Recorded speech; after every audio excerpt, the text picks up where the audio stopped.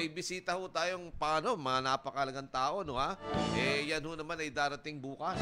Susunduin mismo sa airport at magtutungo mismo sa Malacanang at magsasagawa po, ito ay dahil nga po sa importansya ng mamang dadating, ay nagkaroon ng joint session ng ating ang ating pong Kongreso.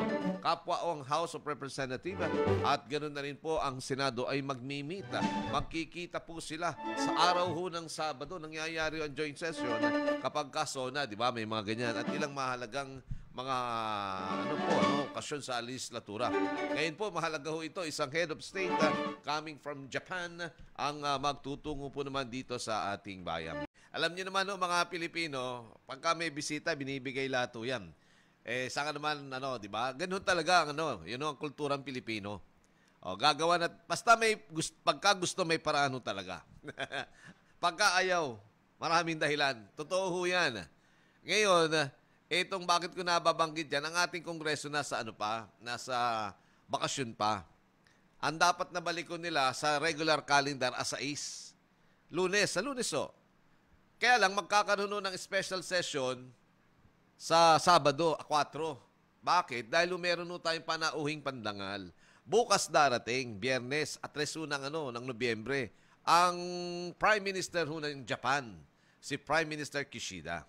Kaya red carpet treatment dahil nung nagpunta doon ng presidente, red carpet treatment din. Di ba? Inimbitahan ng Pangulo ng bansa natin, si Kishida.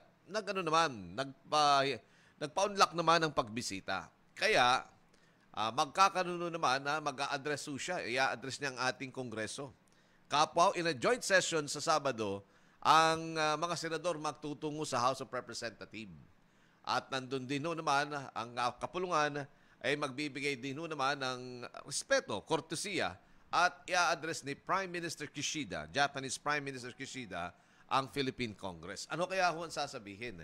Pero bago pa yung pagpupulong doon sa paghahanap niya sa Kongreso ng Pilipinas, meron ng bilateral na mangyayari sa dalawang leader natin sa usapin daw ng depensa, iba pang mga pagtutulungan, agrikultural.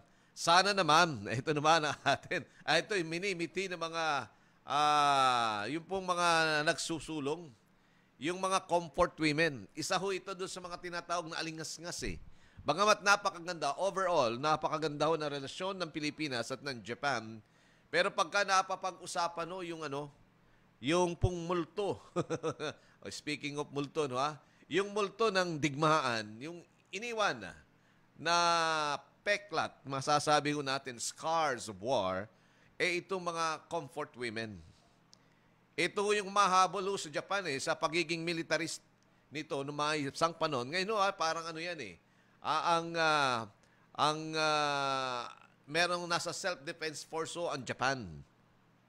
Kaya lang, sa pagiging self-defense SDF po ng kanyang armed forces, parang expansionist na rin self-defense force ang mode.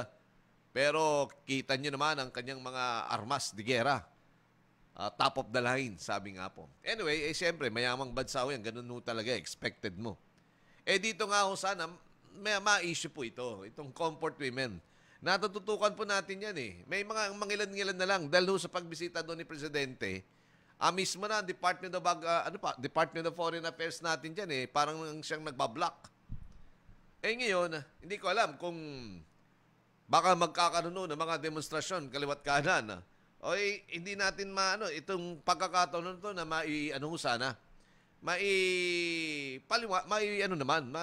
maliwanagan.